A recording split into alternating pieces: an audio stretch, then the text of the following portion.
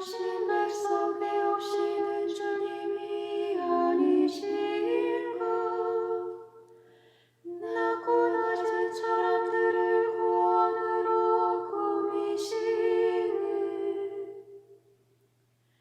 영광이라 성도들은 주님 무르이고라.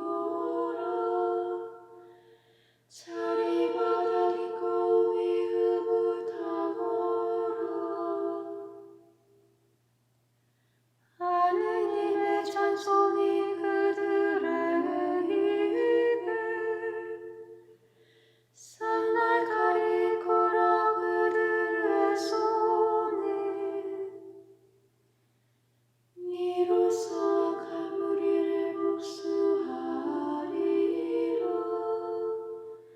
문나라 백성에게 벌을 주리라. 그들의 임금들을 사슬로 묶으리라. 그들의 귀족들을 고랑에 채우리라. 이미 내린 심판대로 그들에게 함이오니 이 바로 그 성도들 모든 이의 영광이오라.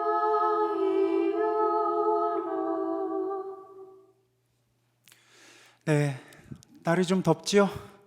네, 더군다나 오늘 저희 에어컨이 좀 문제가 있어가지고 이게 좀 쌩쌩하게 좀 잘 안 돌아가네요. 더운 날 이렇게 됐습니다. 죄송합니다. 오늘 우리 시편, 오늘은 149장을 나눠볼 생각이에요. 149장을 함께 나누기에 앞서서 우리 주의 기도로 오늘 이 특별한 이 은총의 시간을 감사하면서 시작하겠습니다. 성부와 성자와 성령의 이름으로. 은총이 가득하신 마리아님 기뻐하소서. 주님께서 함께 계시니 여인 중에 복되시며 태중의 아들 예수님 또한 복되시나이다.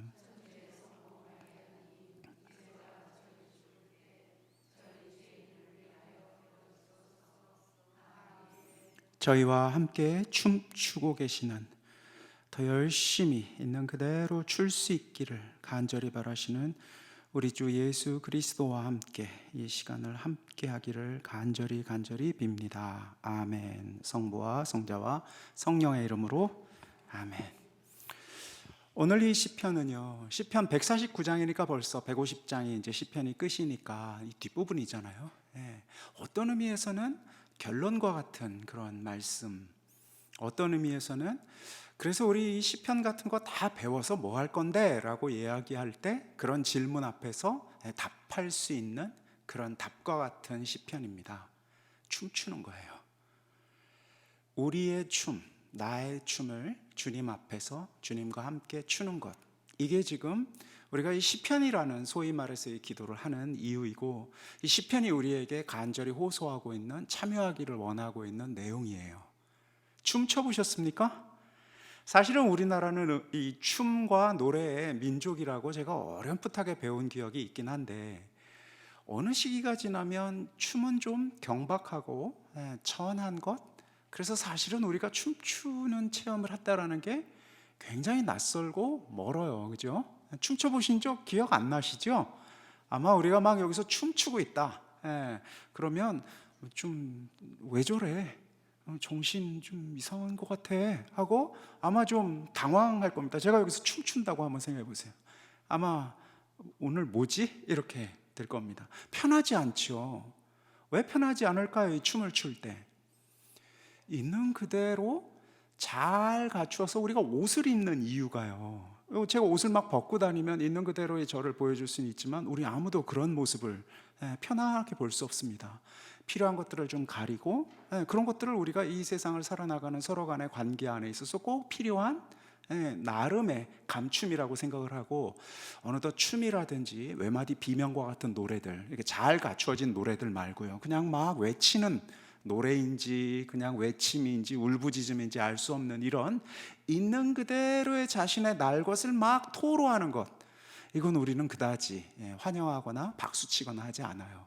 그건 우리 부담스럽다라고 얘기를 하죠. 그리고 우린 사실은 그렇게 있는 그대로의 나 자신을, 무방비의 나 자신을, 터져 나오는 나 자신을 이렇게 내놓는 것이 얼마나 위태한 일인지 잘 알아서 그런 일 잘 안 해요. 속을 드러내 보인다라는 것, 그것은 정말 믿을 수 있는 사람들끼리만 하는 것이지 아무 데서나 막 여러 사람들 앞에서 할 수 있는 건 아니잖아요. 뿐만 아니라 그런 아주 좋은 예 중에 하나가 이 바로 춤이라고 할 수가 있어요. 몸으로 이렇게 잘 갖춰준 춤을 지금 이야기하는 게 아니에요. 왜 우리 그런 거 혹시 보셨습니까? 다큐멘터리 같은 데 보면요, 조금 이렇게 원초적인 삶을 사는 사람들이 불을 막 모아놓고 뭔가 이렇게 혼이 나간 채로 추는 춤들 있죠. 그러니까 막 몸 움직이는 대로, 그러니까 황홀경에 빠져서 추는 춤, 또는 이제 그런 것들을 이렇게 접신해서 추는 춤이라고도 보통은 또 이렇게 종교학에서 하시는 분들은 이야기도 해요. 펄쩍펄쩍 뛰면서 뭔가 원초적인 날것의 마음이 막 이렇게 드러나는, 지금 우리가 얘기하려고 하는 춤이 그런 춤이거든요.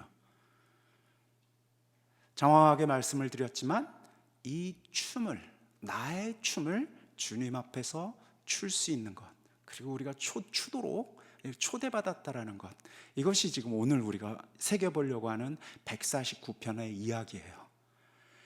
그 춤을 추는, 우리가 함께 춤추고 있고 그분 앞에서 추게 되는 바로 그분을 우리가 지금 메시아라고 부르고 임금이라고 지금 여기서 부르고 있는데, 그분은 뭘 의미할까 사람들에게. 그리고 이 춤을 춘다라고 하면 뭔가 이렇게 다 넋을 놓고 그냥 이렇게 이제 막 올라오는 대로 이렇게 뛰어다니는 것인가?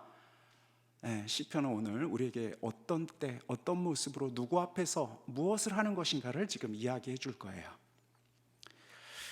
한마디로 얘기해서요, 시편에서 지금 149편에서 이 노래하고 있는 이 춤, 노래하고 있는 이 마음, 그리고 누구 앞에서라고 명료하게 생각하고 있는 그 메시아, 우리의 임금, 이분은 우리가 지금 통속적으로 그동안 내가 신앙생활하면서 임금이라고, 우리 주님은 임금이라고 자꾸 얘기했던 그것보다 훨씬 좀 깊고 애틋한 의미를 가지고 있어요. 그래서 오늘 그 의미를 좀 살펴보고, 그리고 그 춤에 우리도 좀 참여할 수 있는 은총을 좀 청하는 시간이 되었으면 좋겠습니다. 춤, 그런데요, 이 춤이 이제 새로운 춤이어야 돼요. 새로운 노래를 부르라고 하는데, 한번 생각해 보세요. 시편에서 이야기하고 있는 노래들, 이거 우리가 지금 체험이 있어서 우리 그래도 몇 시간씩 지금 이 시편을 지금 가지고 이렇게 보면서 한 가지 특징이 뭡니까? 시편을 읽으면 읽을수록 이게 다 그 얘기가 그 얘기 같아요. 또는 뭔가 새로움들이 알알이 박혀 있긴 하지만 이렇게 넋을 놓고 한번 이렇게 읽으면 그렇게 새로울 건 없는, 그냥 뭐 아프다는 이야기, 살려줘서 감사하다라는 이야기, 주님 당신만 믿는다는 이야기, 뭐 이렇게 좀 어떤 의미에서 진부하고 빤한 이야기처럼 느껴진단 말이에요. 사실은 그게 새로울 게 없잖아요. 우리가 새로운 노래를 부르자고 하면서 우리 시편을 지금 이렇게 읽고 있는데 이거 너무 오래된 노래예요. 새로운 노래가 아니야. 솔직하게 얘기해서 이게 도대체 시편이 새로운가? 시편만이 새로운 게 아니죠. 우리가 주님께 지금 청해야 할 내용도 그다지 새로울 게 없어요. 우리 삶이 그다지 새로울 게 없는 고만고만한 어려움들 안에 꽉 잡혀 있듯이 우리의 기도도 딱히 뭐 그렇게 새로울 게 없거든요. 새로울 게 없어요. 정말 나는 새로운 지금 사태를 만났다, 새로운 선물을 받았다, 그럼 새로운 노래를 부를 수 있죠. 주님, 제가 지금 내내 당신은 이런 분이라고 생각을 해왔고 이런 걸 청해왔는데 당신 다른 분이었어요. 그리고 내가 이제 다른 걸 청할 수 있어요. 그리고 당신이 나에게 실로 정말 생각지도 못했던 다른 선물을 주셨어요 라고 우리가 새로움을 체험을 하면, 그러면 새로운 노래 부를 수 있죠. 주님, 그동안 제가 당신을 이렇게 찬양했고 저렇게 찬양했고 당신을 이렇게 생각해왔는데 오늘은 다른 당신을 내가 노래할 수 있겠습니다 하고 다른 당신을 우리가 고백할 수 있을 거예요. 그런데 우리의 삶은 그렇게 새롭지가 않을 가능성이 아주 많아요. 계속해서 벗어나려고 했는, 어떤 의미에서 좀 여기에서는 좀 나아가 보려고 했던 어떤 그 쳇바퀴와 같은 것이 오히려 더 단단하게, 오히려 더 확고하게 계속해서 내 삶 안에 있다라는 것을 내가 받아들일 수밖에 없는 것. 어떤 의미에서 그것이 우리가 지금 세상을 살아온 삶의 경험이거든요. 그러니까 그 상태에서 새로움이란 무엇일까? 우리 물을 수밖에 없어요. 시편은 지금 새로움으로 시작하고 있어요. 새롭다. 전혀 해보지 못했던 어떤 새로움, 낯섦은 지금 얘기하고 있어요. 뭐가 낯설다라는 거지? 우리는 큰 질문을, 지금 내가 새로운 노래를 불러야 하는데 어떤 새로운 노래를 불러야 하는가 하고 큰 질문을 하게 돼요. 질문은 먼저 좀 품으십시오. 시편을 노래할 때, 춤을 출 때, 노래도 하고 뭐도 하고 뭐 하는데 지금 이 새로운 노래를 내가 불러야 하는구나. 그 새로운 노래라는 게 뭐지? 한번 이 질문을 한번 가지고 계속 가보겠습니다. 새로운 노래를 지금 누가 부르느냐면요, 오늘 이 시편을 보면 첫 번째 1절과 맨 마지막에 끝에 9절에 성도라고 최민순 신부님은 번역하였고, 우리 성경에는요,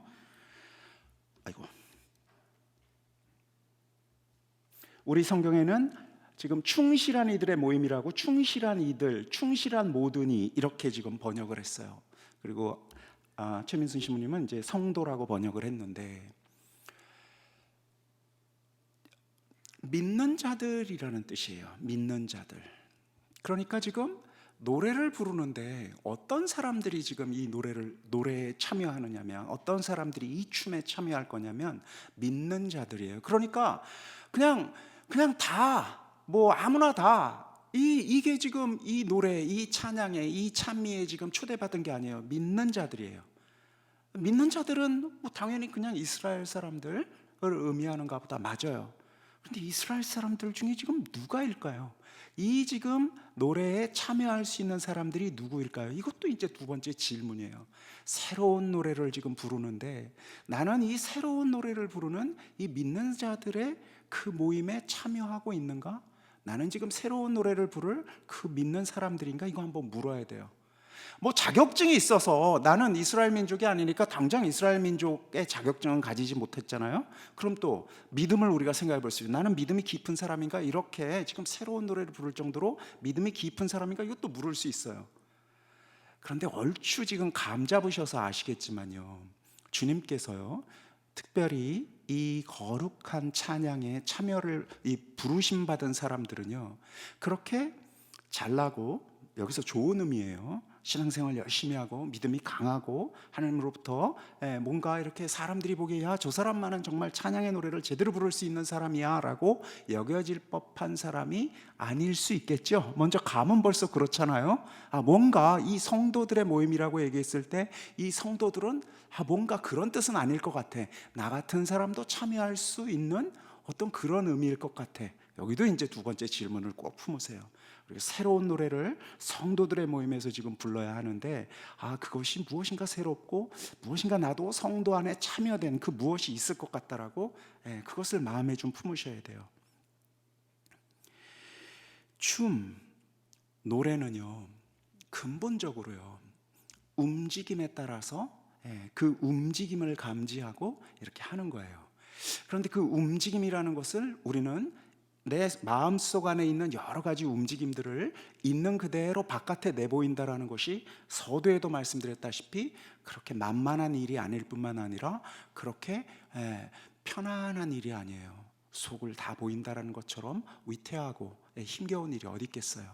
근데 이제 춤은요, 그렇게 있는 그대로의 바람을 꺼내 놓는 것이거든요.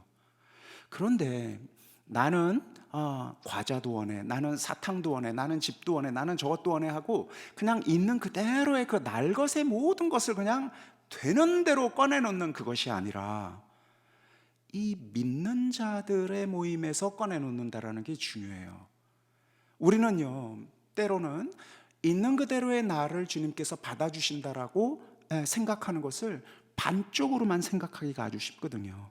그냥 내 생각하는 거, 내가 욕구하는 거, 내가 원하는 거, 이거 나를 사랑하시니까 그분이 다 들어줘야 돼, 이런 식으로.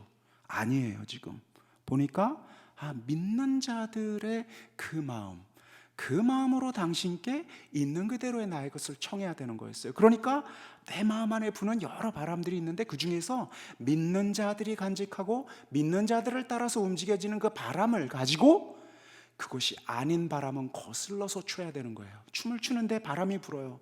그런데 믿는 자들의 그 마음의 바람은 내가 따라갈 수가 있어요. 그런데 믿지 않는 자의 그 마음은 내가 거슬러서 서야 돼요. 이 춤을 출 때의 팽팽한 긴장에서 되는 대로 바람에 휩쓸려 다니는 춤이 아니라 어느 바람에는 내가 몸을 들썩이고 어느 바람에는 거슬려야 하는, 그러니까 힘을 줘야 하는 춤이에요. 그냥 바람만 느끼면, 내가 뭘 원하는지만 느끼면 그것 따라서 살 수 있는 게 아니라, 어떤 바람은 내가 당신을 따라서 움직이고 어떤 바람에 대해서는 아니야 하고선 서야 되는, 뭔가 이 춤에 계속해서 마음 움직여지는 대로 솔직함들을 드러내긴 해야 하지만, 계속해서 깨어서 움직여야 하는, 계속해서 물어야 하는, 내가 바람을 타도 되는 것인지를 물어야 하는, 덩실덩실 춤을 추지만 조심조심해서 아닌 바람, 아닌 손을, 잡지 말아야 할 손을 잡지 않는 것, 그것이 지금 우리에게 주어진 이 새로운 춤,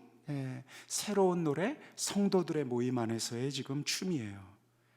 그러니까 제가 여기에 이렇게 자기 자리라고 지금 이야기를 했는데, 이건 조금 그 성경 읽을 때, 시편 읽을 때 설명을 할 것이고, 어찌되었건 우리가 지금 춤을 추는 이 자리는요, 있는 그대로의 내가 지금 처한 이 자리인데, 이 자리는 사나운 바람과 순풍이 같이 휘몰아치고 있는 바로 그곳이에요.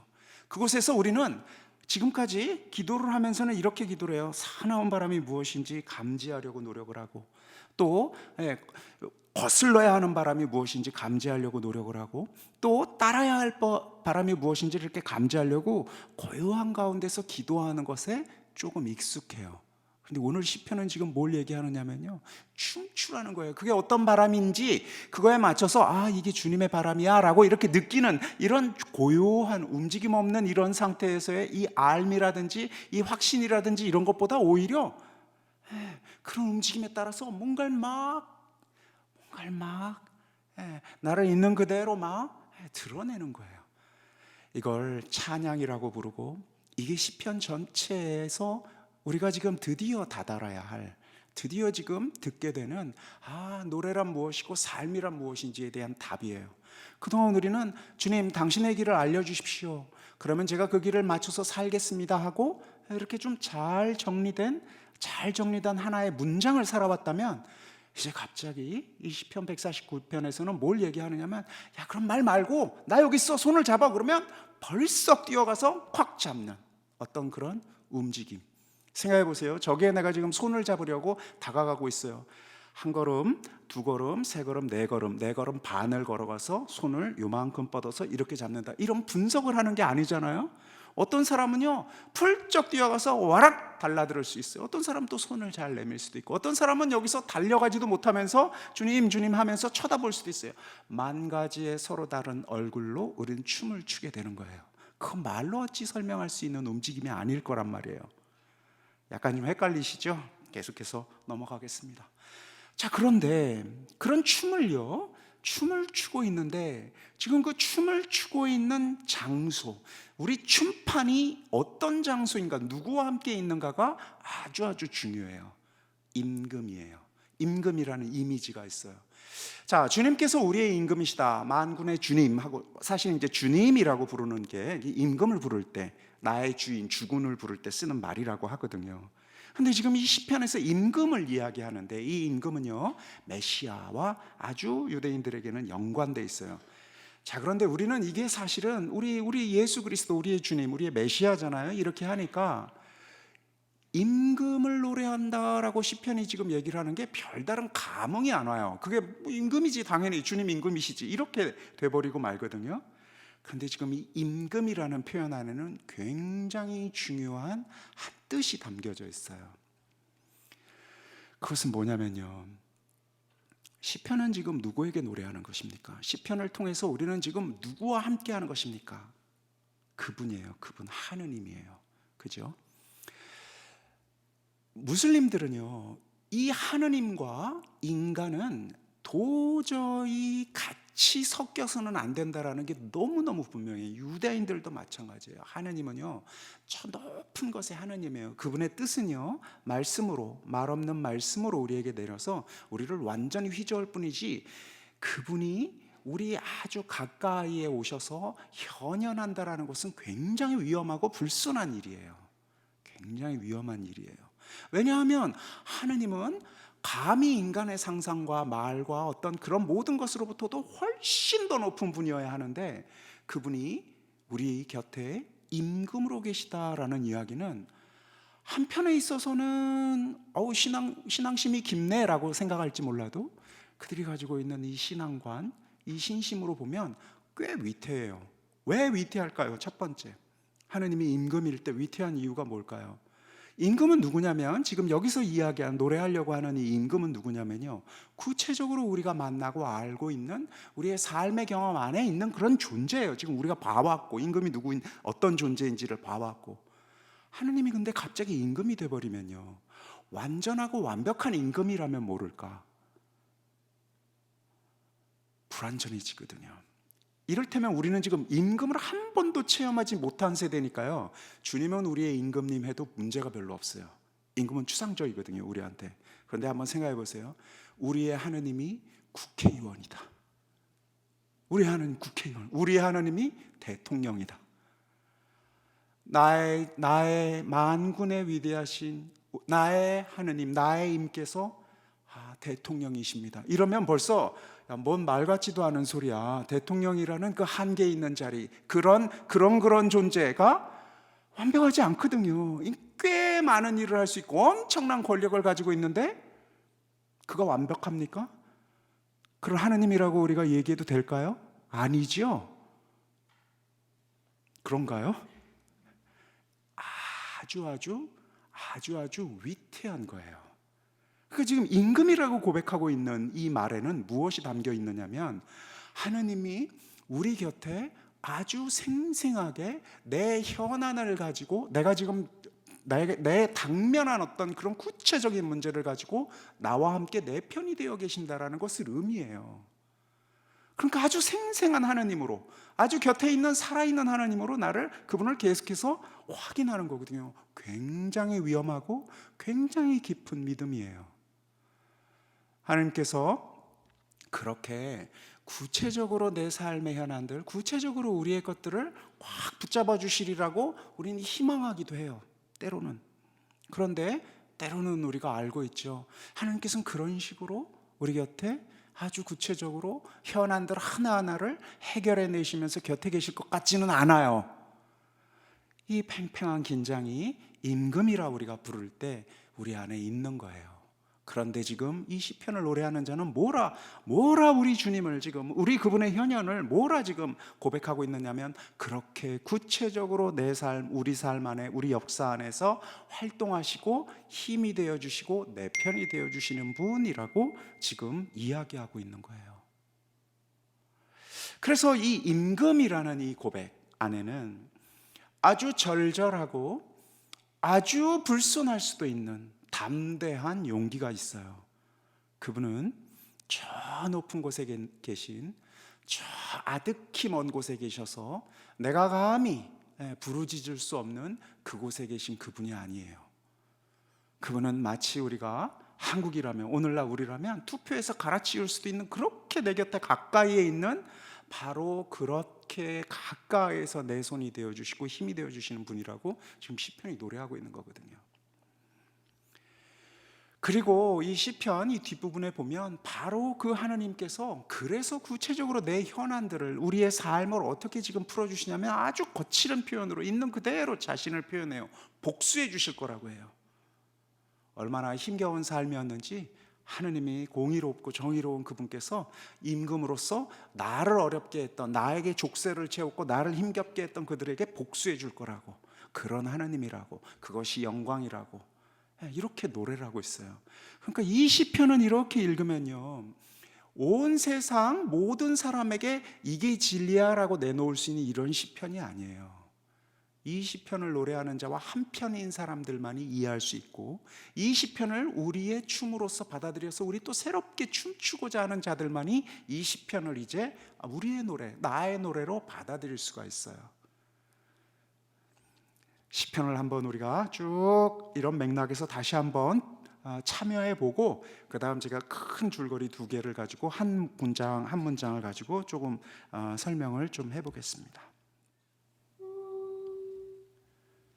주님께 노래하는 새로운 노래 성도들의 모임에 그 찬송 올리어라 기뻐하라 이스라엘 그를 내신 주님 두고 시온의 아들에는 즐기어라 그 임금 두고 다시 춤추며 주님 이름 찬미하라 부지며 고를 타며 당신을 찬양하라 당신 백성 배우시는 주님이 아니신가 낮고 낮은 사람들을 구원으로 꾸미시네 영광이라 성도들은 주의 부르이거라 자리마다 기꺼이 흐뭇하거라 하느님의 찬송이 그들의 입에 산날 가리거라 그들의 손에 이로써 가무리를 복수하리라 문나라 백성에게 벌을 주리라 그들의 임금들을 사슬로 묶으리라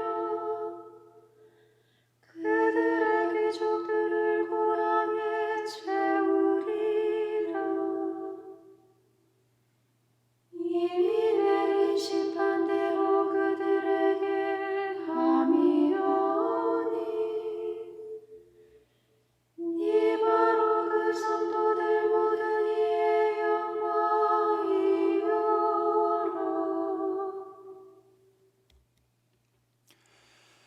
크게 1절에서 4절, 그러니까 찬양하라고, 그분을 찬양해야 한다라는 초대가 있고요. 그 다음 5절에서 9절까지의 내용은요, 그래서 어떤 일이 벌어질 것인가에 대한 내용이에요. 이런 일이 벌어질 것이다 라는 내용.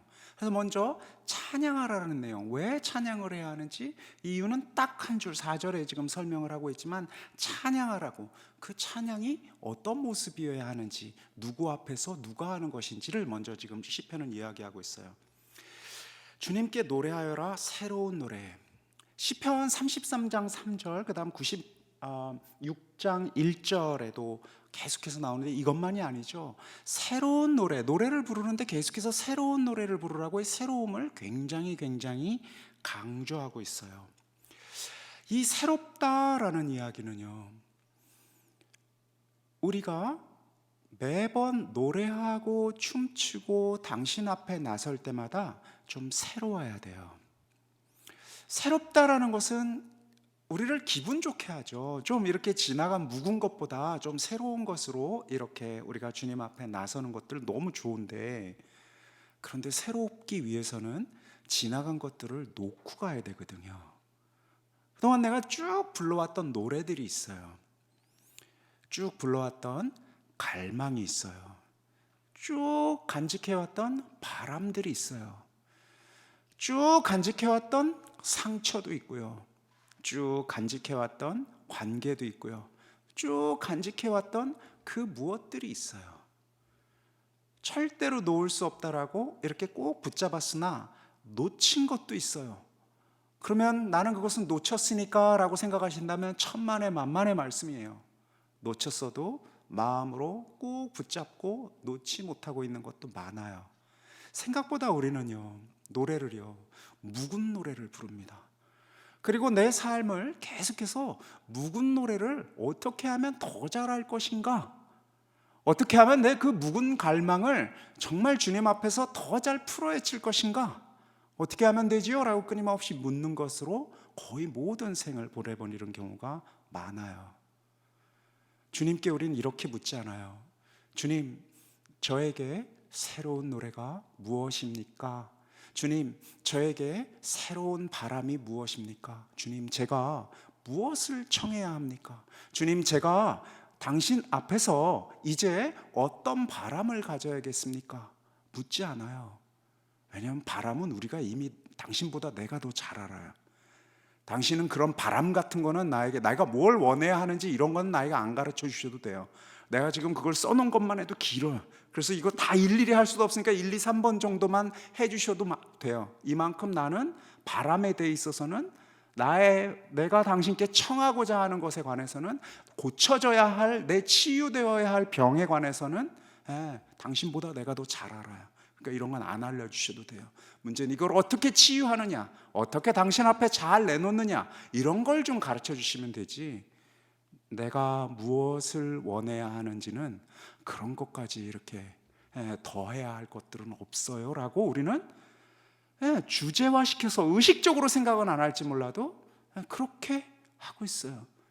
새로운 노래를 부른다라는 게 참 큰 추대예요. 새로운 노래를 부르기 위해서는 뭘 해야 되죠? 지나간 노래를 놔야 돼요. 지나간 바람을 놔야 돼요. 내가 그동안 꼭 붙잡고 있었던 내 기도의 주제들을 좀 놔야 돼요.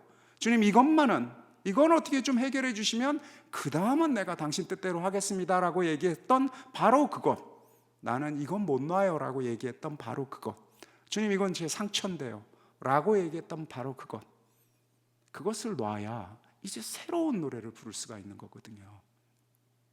성도들의 모임, 제가 성도라고, 믿음 있는 사람이라고, 이게 사실은 하시드라는 히브리 말인데, 혹시 여러분 이제 그 TV나 이런 데서 좀 보신 적이 있는지 모르겠어요. 유대인들 중에서요, 유대인들이 층이 요새도 다양해요. 모여서 사는데요, 그 사람들이 이 검은 모자, 챙이 있는 큰 검은 모자를 검은 옷만 입어요 항상. 그리고 여기 이 수염이 이렇게 뽀글뽀글 해가지고 이렇게 나오고 막 이렇게 길어가지고 막 애들 막 엄청 많이 해가지고 이러고 다니는, 정말 그야말로 딱 보면 야 고집스럽게 생겼다 싶은 어떤 그런 사람들이 있을 거예요. 유대인들 중에서 뭐 영국에도 있고 이스라엘에도 있어요. 이 사람들은요, 지금 이스라엘 사람들이 이렇게 막 경건하게 하나님을 따라서 사는 사람들도 타락한 사람들이라고 같이 놀지도 않아요. 그 유럽에 있는 그 사람들, 그들도 모여서 살아요. 어찌 됐건 그들을 뭐라고 부르냐면 하시딤이라고 불러요. 하시딤, 믿음 있는 사람들이라는 거예요. 자신들이 자신을 그렇게 불렀어요. 그러니까 자신들이 이제 성도라는 거죠. 믿는 자들이고 거룩한 사람들이라는 뜻이에요. 자, 이렇게 믿음을 가지고 무엇인가를 있는 그대로 지키는 사람들, 이런 의미예요. 우리는요 그렇게 우리 지금 이 하시딤, 우리는 또 역시 하시딤 안에 있어야 하는데, 이 하시딤은 그럼 우리도 이제 머리 이렇게 막 하고 애 생기는데 뭐 엄청 많이 낳고 그 검은 옷 입고 다니고 이렇게 해야 할까요? 이게 지금 우리가 지금 따라야 할 하시딤일까요? 몇몇 분은 그렇게 믿을 수도 있을지 모르겠어요. 그러나 우리는 지금 그분의 마음을, 그분의 뜻을, 그분의 이름을 살아야 하는 사람들이라고 지금 고백하고 있는 사람들이죠. 그것도 예수 그리스도를 통해서. 자, 그런데 그렇다면 이 하시딤, 우리가 참여해야 될 하시딤은 무엇일까요?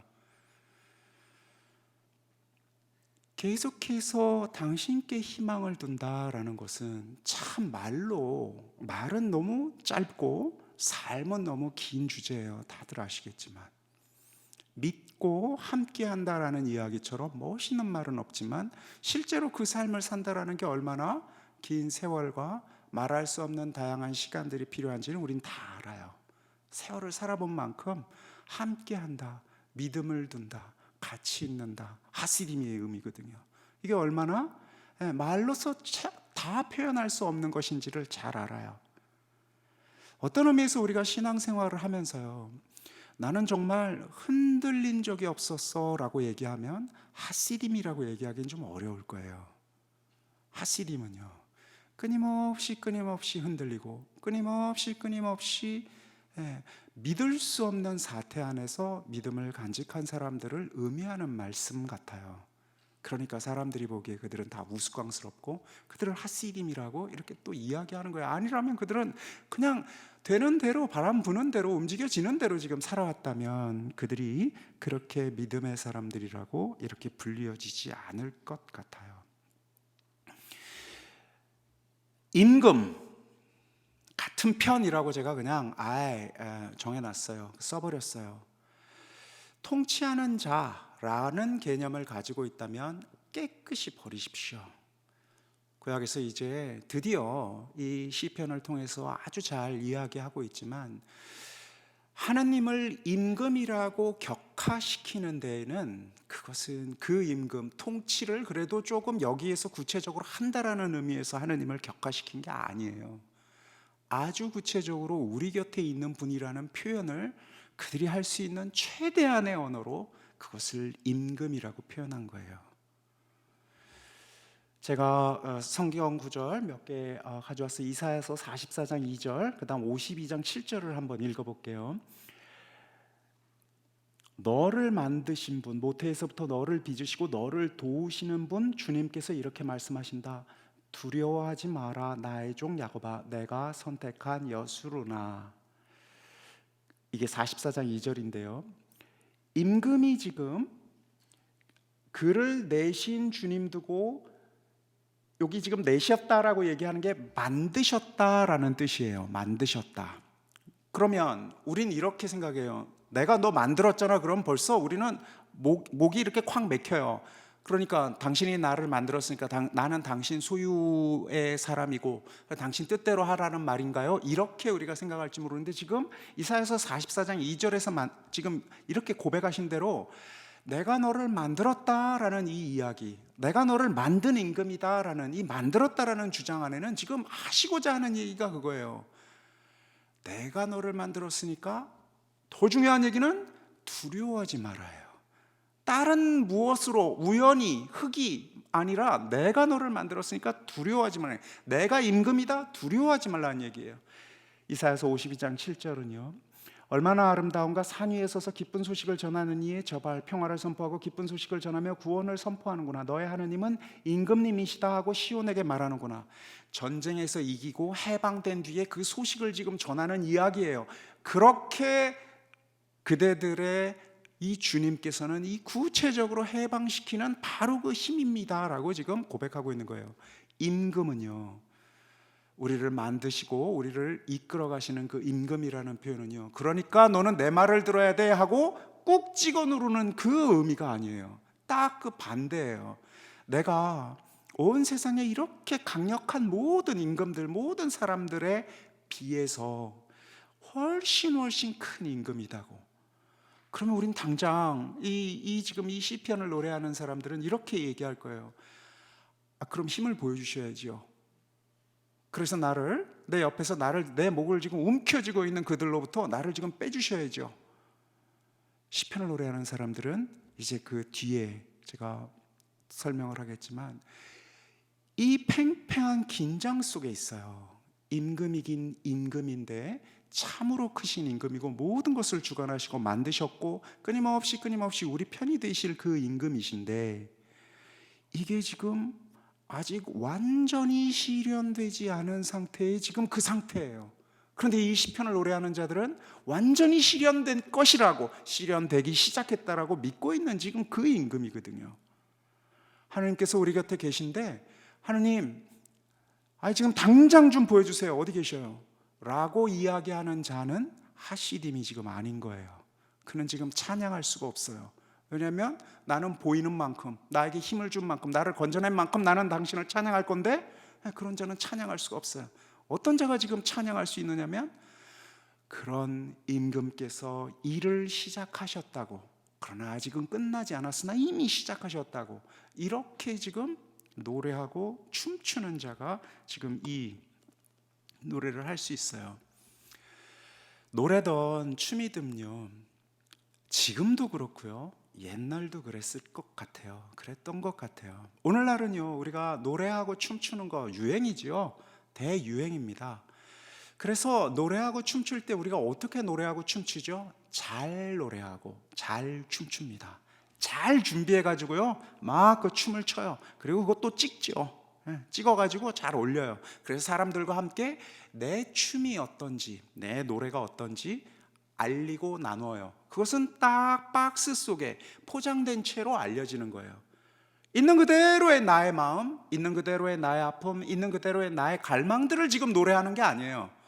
사람들에게 나누었을 때 얼마나 잘 환호를 받을 것인가, 그리고 그것을 통해서 내가 얼마나 더 돋보일 것인가 잘 꾸며가지고 잘 드러낸 채로 딱 변하지 않는 모습으로 세상에 내놓는 것, 이게 지금 우리가 알고 있는 춤과 노래예요.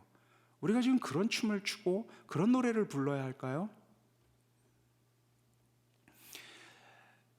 이스라엘 민족은요, 춤을 여러 차례에서 추는데 그 여러 차례에서 추는 춤들이 가지고 있는 몇 가지 특징들이 있어요.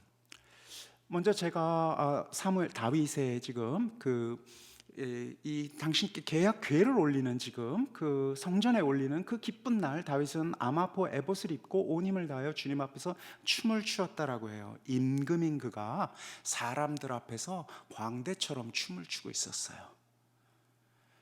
출애굽에서 탈출한 뒤에 미리암은, 이 모세는, 여러분 그 우리 부활절 그 세 번째 독서, 그 출애굽 탈출의 그 영광스러운 역사를 하면서 우리 기마와 기병을 다 부셨다라는 노래를 막 불러요. 그 노래와, 그건 모세의 노래고, 모세와 함께 이제 미리암이 손북, 작은 소북들을 가지고 춤추며 노래했다라는 게 이제 탈출기의 내용이에요. 춤추며 노래하는 시간. 그러니까 하나님께서 우리에게 참 큰 선물을 주셨고, 하나님께 우리가 있는 것들을 이렇게 바치는 이 모든 마음의 움직임을 춤을 가지고선 지금 이야기하고 있는데요. 거듭 말씀드리지만 지금 이 춤추고 있는 이 자의 마음에는요, 하나님께서 그래서 임금으로서 정말 정치적으로 너무너무나 훌륭한 임금으로서 지금의 모든 질곡들을 다 깨고 완벽한 이 세상을 만들어낸 것을 눈으로 목도하면서 지금 춤추는 게 아니라는데 우리가 어려움이 있어요. 이 춤은 어떤 춤이냐면요, 생각해보세요. 지금 우리가 춤춥시다. 자, 다 일어나가지고선 하나님을 우리가 믿는 만큼 한번 움직여보세요. 그렇게 나의 있는 그대로의 마음을 지금 나눠봅시다 하면,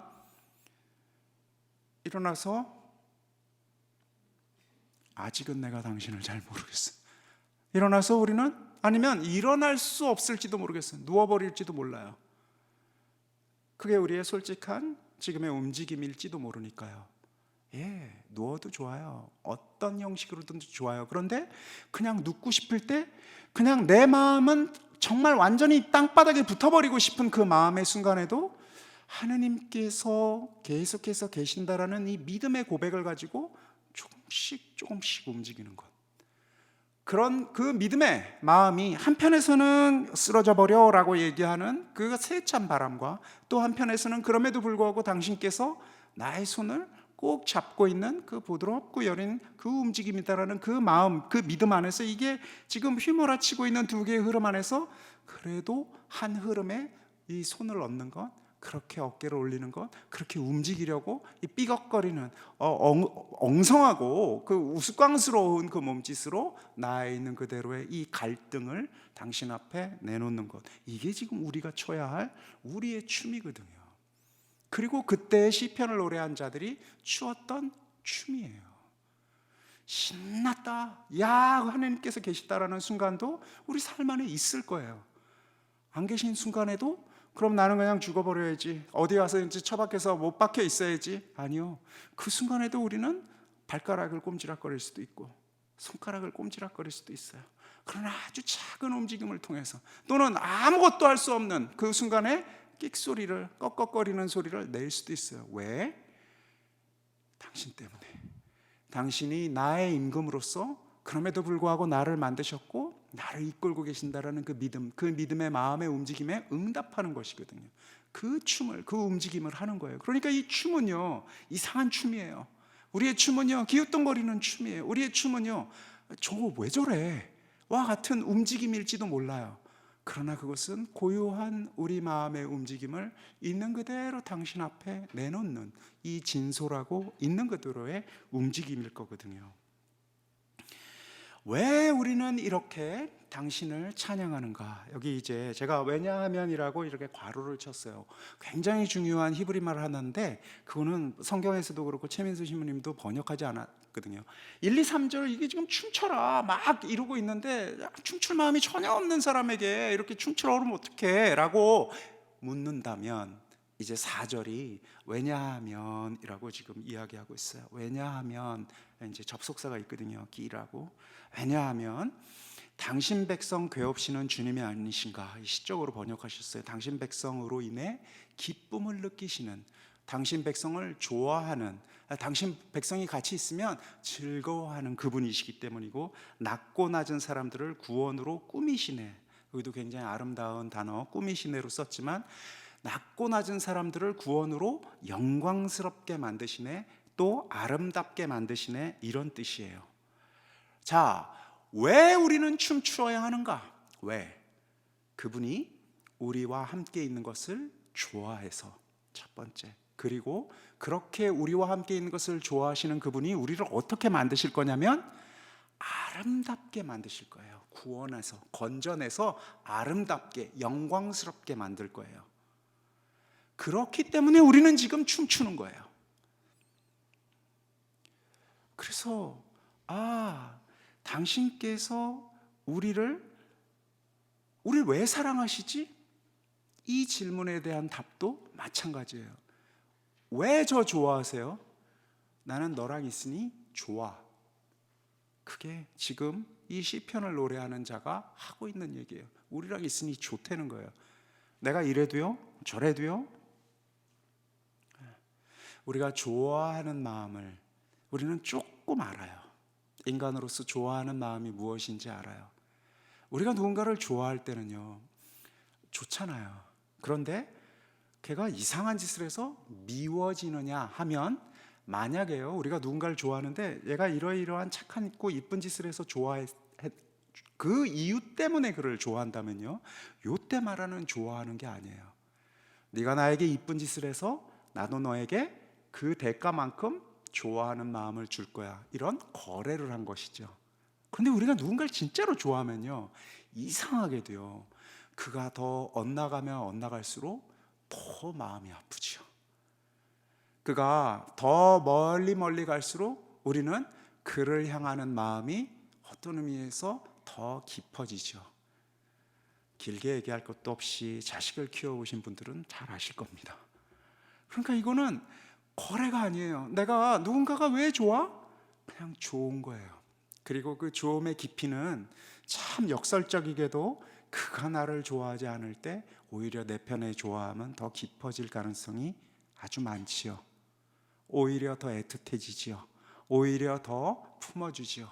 그래서 죄가 깊을수록 은총도 깊다라는 말은, 죄가 깊고 깊은데 나중에 회심해서 이제 용서를 받고 은총을 이렇게 많이 받는다라는 뜻도 있지만, 더 근본적으로는 죄가 깊고 어둠이 깊어질수록 하나님께서는 그를 더 깊이 사랑할 가능성이 아주 많아요. 그럴 수밖에 없어요. 사랑이 원래, 우리도 조금 체험한 그 사랑이 원래 그 방향으로 이렇게 끊임없이 가는 것이기 때문에 그래요. 시편 149장 이 4절에서 왜 찬양해야 하느냐라고 우리가 물을 때, 왜냐하면 그분이 우리를 좋아해서예요. 그분이 우리와 함께하는 이 우스꽝스럽고 긴장에 가득 차 있고 제대로 된 모습이 아닌 춤과 노래를 좋아하기 때문에 그래요.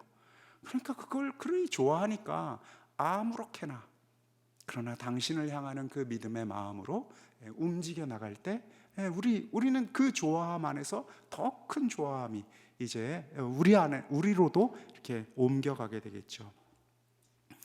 낮고 낮은 사람들을 구원으로 꾸미시네, 영광스럽게 하네, 아름답게 하네 라고, 만약에 아름답게 하네, 영광스럽게 하네 라고 번역을 했다면, 우리가 지금 이 시편을 통해서 배우고자 하는 것들을 조금 더 쉽게 우리 주님 예수 그리스도와 연결시켰을 거예요.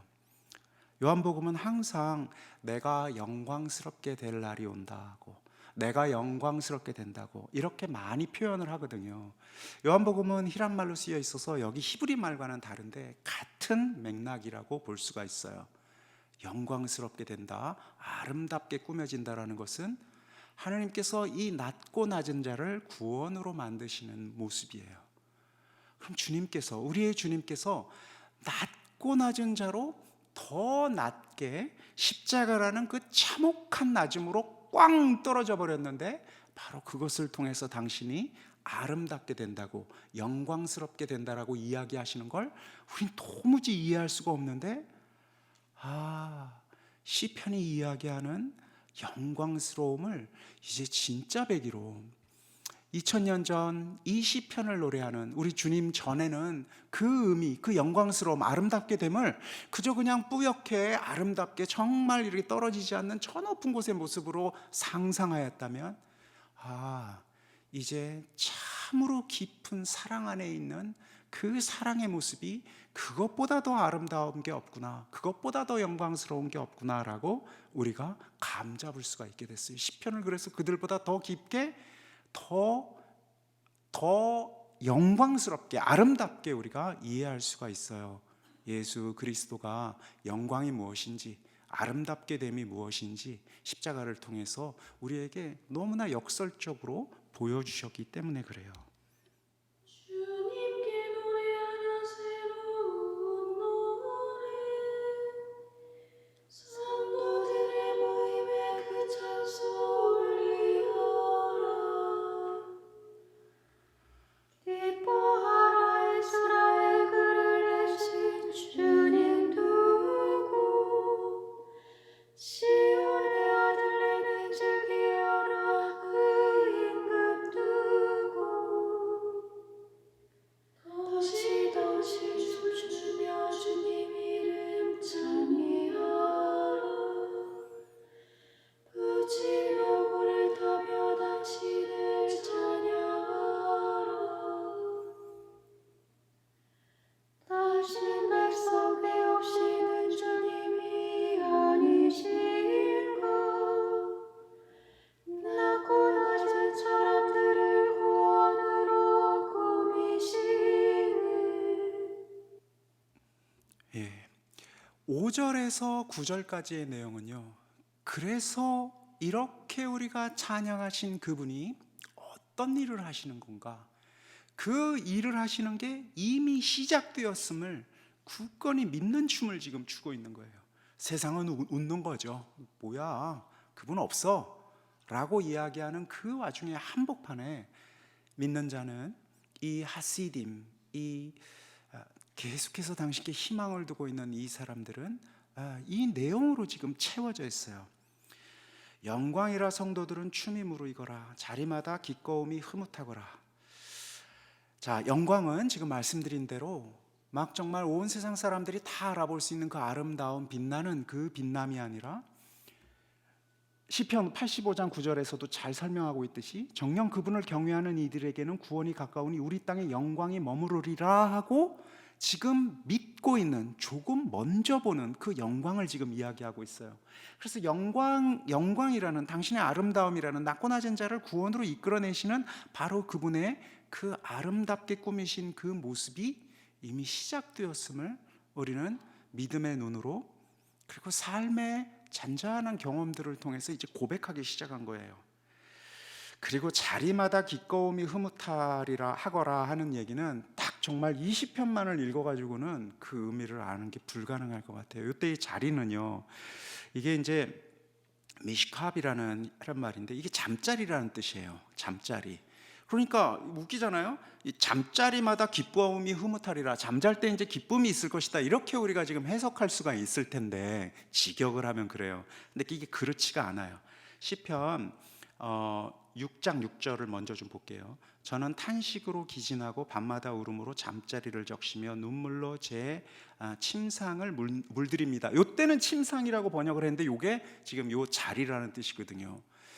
지금 이 시편을 노래하면서 자리마다 기꺼움이 흐뭇하거라 라고 이렇게 얘기하면 맥락을 알고 있는 사람은 이리 이해를 해요. 이 자리라는 것은 슬픔과 두려움의 자리였는데 눈물의 자리였는데, 이렇게 상상할 수 있는 딱 그 자리예요. 왜 잠자리에서 잠 못 드시는 경우 있으십니까? 없으시기를 바라요.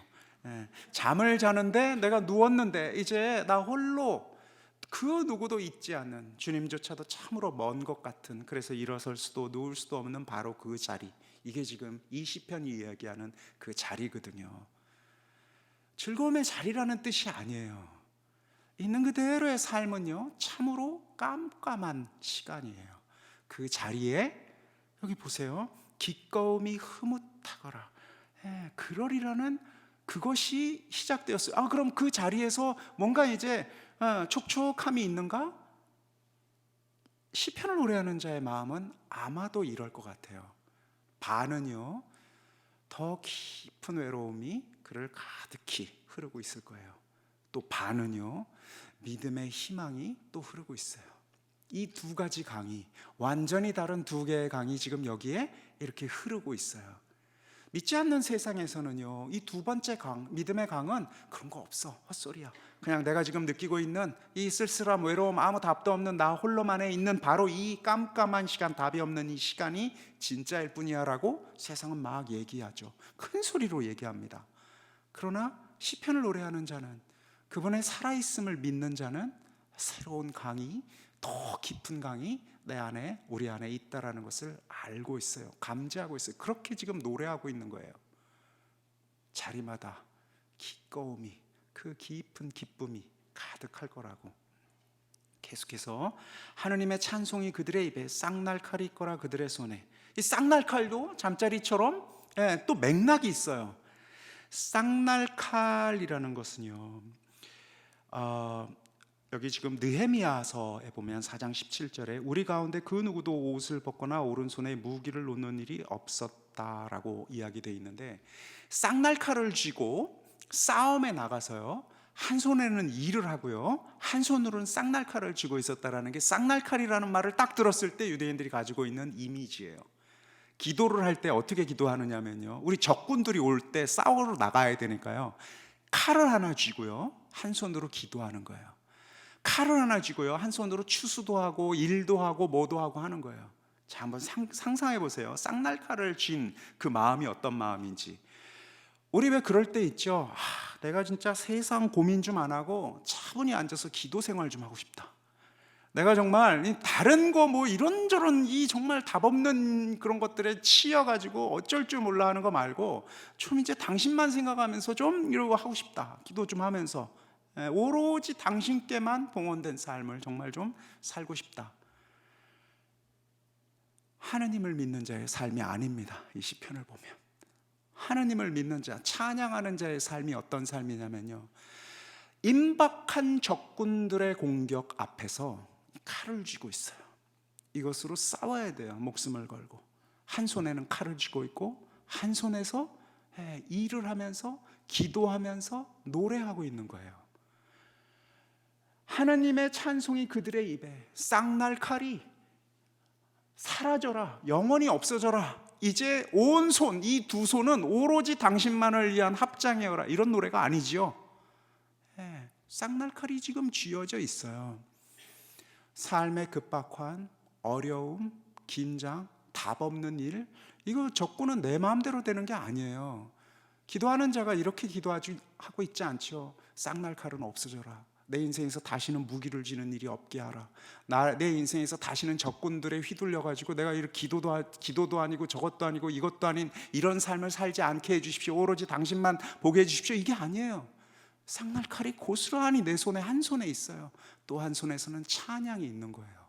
이렇게 노래하겠다라고 지금 이야기하고 있어요. 이렇게 하나님과, 그럼에도 불구하고 하나님이 누구의 편이라는 거죠? 우리의 편으로서 지금 있다라는 거예요. 이게 지금 내 현실이고, 이 현실 안에서 그분이 생생하게 살아계신다라는 고백을 하고 있어요. 이로써 악한 무리를 복수하리라, 문나라 백성에게 벌을 주리라, 그들의 임금들을 사슬에 묶으리라, 그들의 귀족들을 고랑에 채우리라, 이 족쇄에 채우리라예요. 이거 다 무슨 얘기냐면요, 자신들이 당한 얘기예요. 자신들이 이렇게 당했는데 고스란히 주님께서 이렇게 당한 자신들을 회복시켜 주시리라고 지금 고백하고 있어요. 유대인들에게 있어서요, 복수라는 이미지, 그것을 하나님의 은혜의 때와 연관시키는 게 굉장히 많아요. 제가 뭐 예를 지금 이사야서를 가져왔지만, 이사야서만이 아니라 유대인 역사 전체는요, 참으로 강성하고 힘 있는 적으로부터 하나님께서 우리를 건져주셔서 감사합니다, 또는 아직 건져주시지 않았지만 건져주시리라는 걸 믿습니다, 또는 우리가 참으로 당신으로부터 멀어서 이 적들의 손아귀에서 지금 망했습니다와 같은 고백들이에요. 그 적들이 많은데 그 적들이 참 강해요. 자, 이쯤 되면 우리에게 적이, 이런 식의 유대인들이 지금 이야기하고 있는 적이 우리 안에 있습니까? 생각해 보면은 없는 것 같아요, 그죠? 또 한편에서 생각해 보면 있는 것도 같죠. 이때 적은 누구입니까? 우리를 압도하는 힘이고요, 우리에게 계속해서 유배 생활을 하도록 강요하고 있는 힘이에요. 여러 가지 해석들이 이제 가능해요. 춤도 우리의 춤을 추기 위해서는 우리가 지금 어떤 적들과 어떻게 싸우고 있는지를 잘 알 필요가 있어요. 그러니 이 다양한 춤이 가능하듯이 지금 우리에게 있어서는 다양한 적에 관한 이 생각들, 적에 관한 인식들이 가능한데, 몇 가지 공통점은 가지고 있죠. 그것은 뭐냐면요, 이 적이 생각보다 굉장히 강하다라는 거예요. 그리고 우리 삶을 거의 모든 것을 지배하고 있고, 그리고 많은 경우에 내가 주님을 따를 때 견주어야 할 그 한 대상이에요. 이를테면 건강. 하나님께서는 계속해서 아픈 자들을 일으켜 세워주는 그런 치유의 하나님이세요. 그런데요, 그 건강이라는 신이 있기도 해요. 세상에서 제일 중요한 건 건강이에요. 세상에서 제일 중요한 건 내 목숨이에요. 하나님도 그 목숨을 위해서 있는 것이고, 하나님도 내 건강을 위해서 있는 거예요. 나를 치유해 주면 그건 오케이. 나를 치유해 주지 않는 하나님이면 그런 하나님은 우리 필요가 없어요. 내가 정말로 사랑하는 이가 아픈데 이거 치유해 주지 않아, 그럼 이런 하나님 필요 없어요. 치유해 줘, 오케이. 하나님보다 내 삶 안에 있어서 제일 중요한 삶의 기준이 건강이라는 신일 수도 있어요. 또 어떤 신은요, 돈도 있어요. 그 뭐 더 설명할 필요가 없을 정도예요. 또 어떤 신은요, 또 관계도 있고요, 명예도 있고요. 나쁜 얘기만이 아니에요. 굉장히 좋은 것들이라는데 우리의 문제가 있어요. 추구해야 할 것들이라는데. 그래서 경쟁해요, 하느님과 그 무엇을. 세상에 하나님과 경쟁하도록 허락하는 그 모든 것들에 우리는 물음표를 이렇게 던져야 돼요. 그게 우리의 적이거든요. 적이에요. 하나님으로부터 우리를 이렇게 끄집어 갈 가능성이 있는 그 모든 것들이, 그 좋은 것들이 우리의 적이에요. 그러면 다 팽개쳐? 건강도 팽개치고 돈도 팽개치고 명예도 팽개치고 뭐 아무거나 다 팽개칠까요? 아니요. 대부분의 지금 제가 말씀드린 것은 오늘 옛날에 그 유대인들이 적과 하나님을 딱 구별할 수 있을 때와 달리 대부분의 말씀드린 것들은 하나님께서 우리에게 주셔서 잘 선용하고 끊임없이 식별해 가면서 잘 써야 할 것들이거든요.